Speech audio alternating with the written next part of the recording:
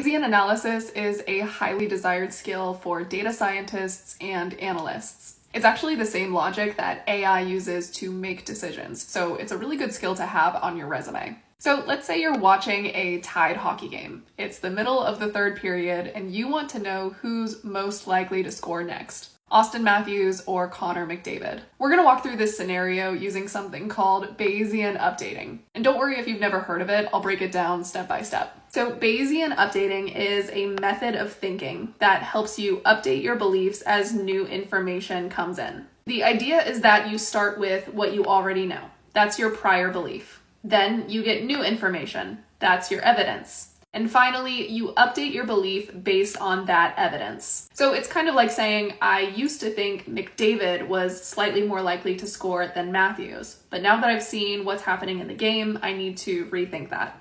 Mathematically, it looks like this. And conceptually, the logic is just what I used to believe times how well the new data fits equals what I now believe. So let's say that Matthews scores in about 18% of games and McDavid scores in about 20% of games. These are our priors, our starting beliefs based on long-term evidence. Based on this data, we'd probably say that McDavid has a slight edge, but that's before we look at what's happening right now in the game.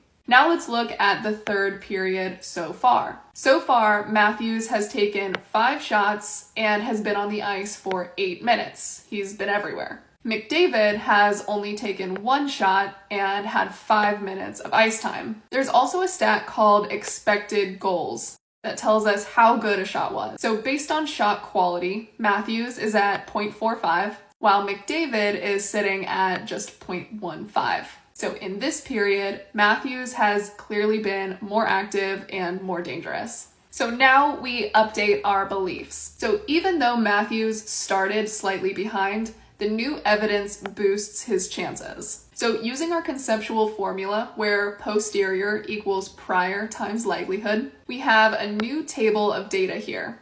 Our prior doesn't change, but we assigned likelihood scores based on in-game activity. So these values might come from a machine learning algorithm or a logistic regression model. And now we just multiply the prior times the likelihood to get the posterior score for each player. Now we normalize those values to get a final prediction. Normalizing just means that we are adding the scores together and then dividing each score by the total. And we do this to get a true probability. So these two percentages add up to 1. So after updating our beliefs, Matthews becomes more likely to score the next goal. If you want to learn Bayesian analysis thoroughly, just screenshot this QR code, which will take you to AthlyticZ Becoming a Bayesian 1 course.